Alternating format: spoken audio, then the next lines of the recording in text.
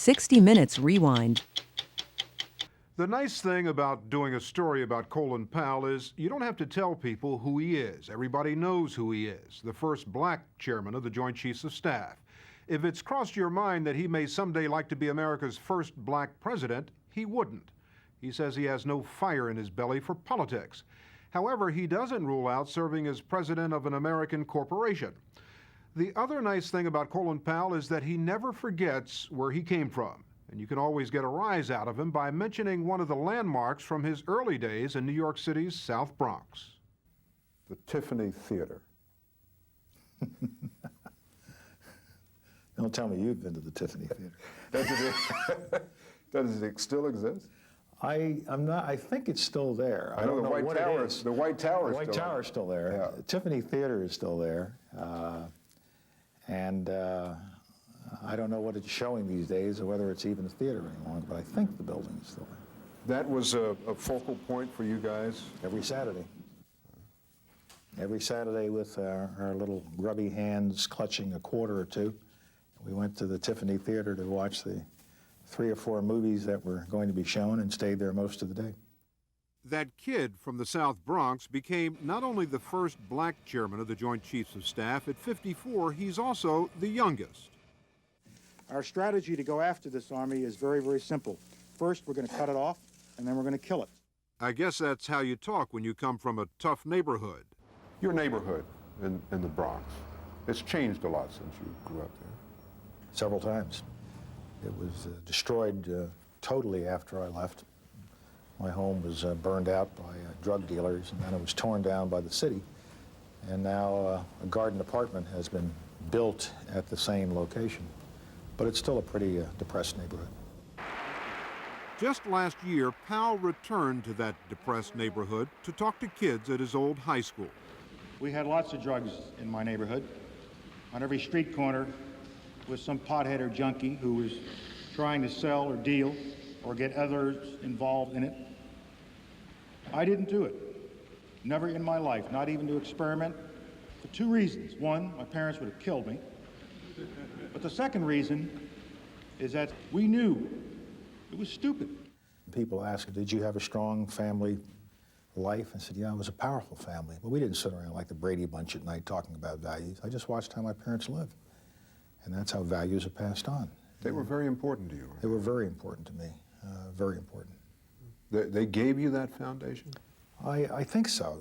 I didn't know it while I was growing up as a kid. I was just another kid on the block, and somehow after I grew up and left home and started to realize what it was I left home with, I discovered how important it was over the years. Most of the men who've reached your level in the military came from West Point.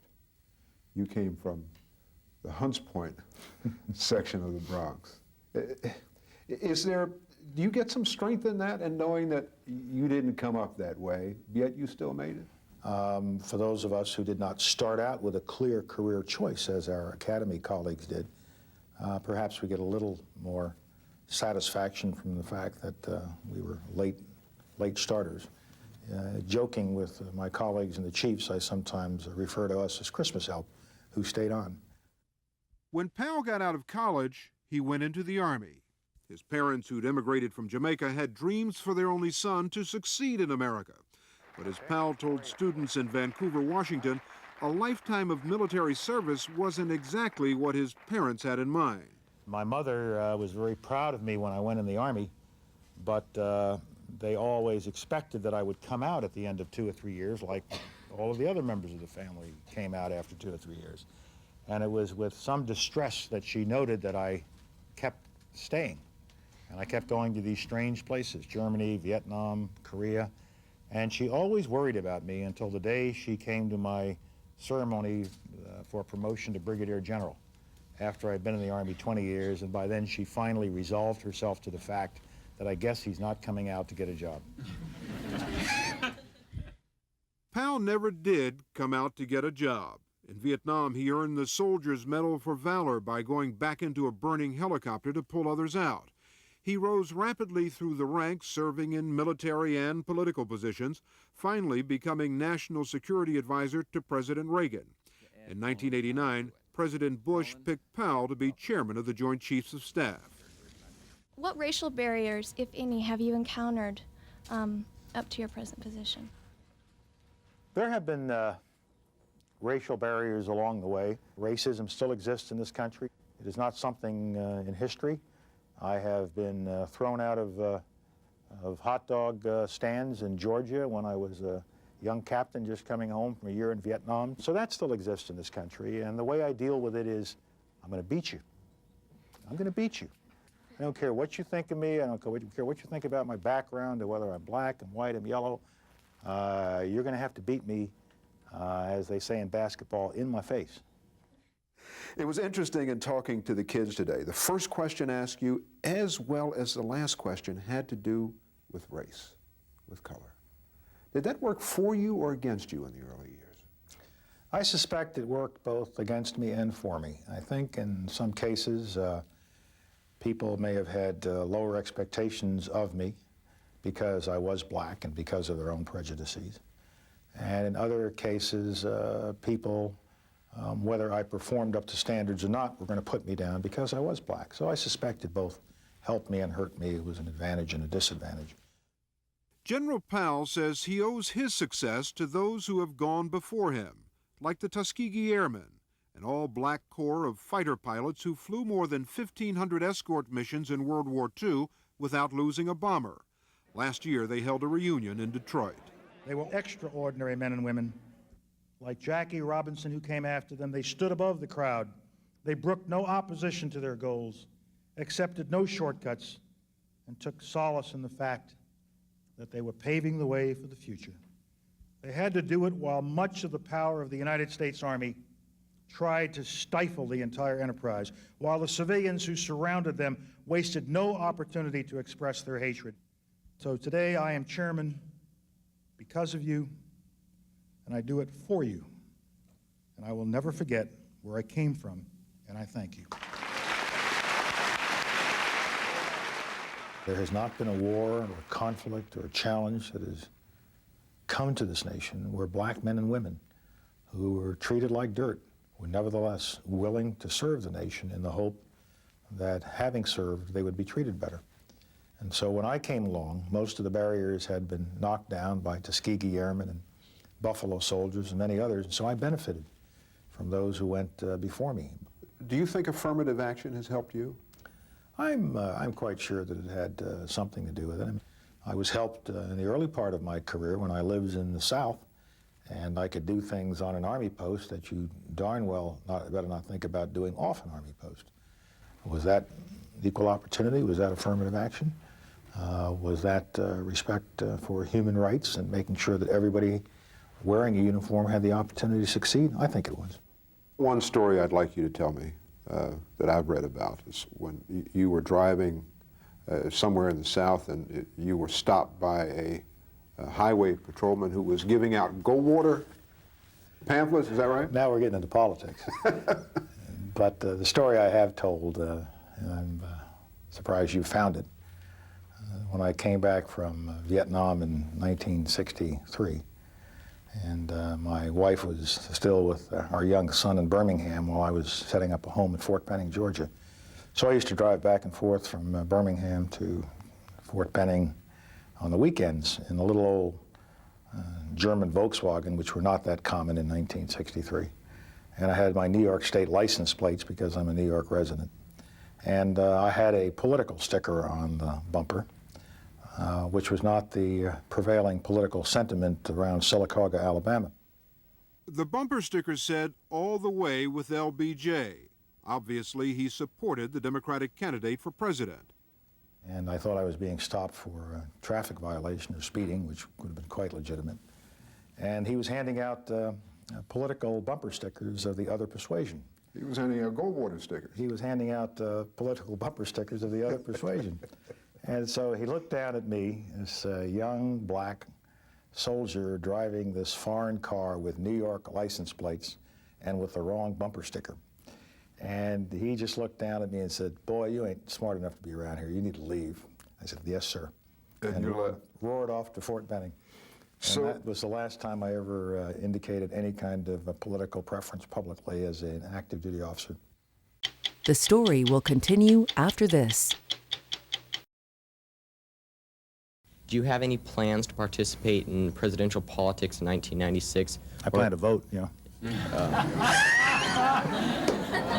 Do you plan to play an active role in any administration that comes in as a possible candidate as a president, or? No, I don't anticipate that would be the case. I'm a soldier. I have no political fire burning in my belly. I've got 2 more years in this assignment, and then I will go into private life. I don't plan to become a hermit, and I don't quite know what I will do in private life, never having tried it before.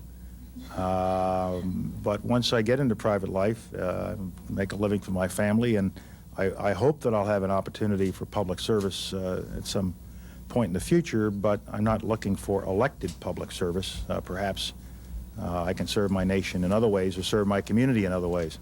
But I have no plans for elected political office.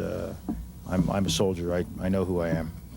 do you think that you could have the kind of achievement in a corporation that you've had in the Army? I don't know. I have some reason to believe that some corporations might think I might be useful somewhere in their organization. There's some guys who've gone before you who have said that when I got out of the Army, I didn't have the same opportunity. Some black generals. Things have improved a little bit. America is beginning to understand the talent that exists in not only black generals, but other minority officers who didn't make general, but who are now available to take their place in the society. Now, I've talked a lot about those wonderful young men and women who were in Operation Desert Storm with me, and I brought one with me this evening. He's my aide, and he doesn't know I'm going to do this, but I want you to see him. Come on up here, Rod.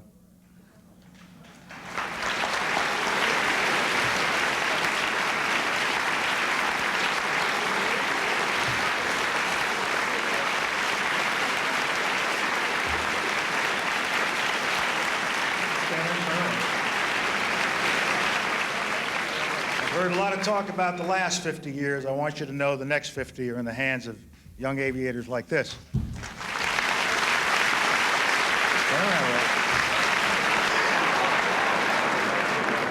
The last thing I want you to know about this fine young man, and General Motors, you just sit where you are because he's mine.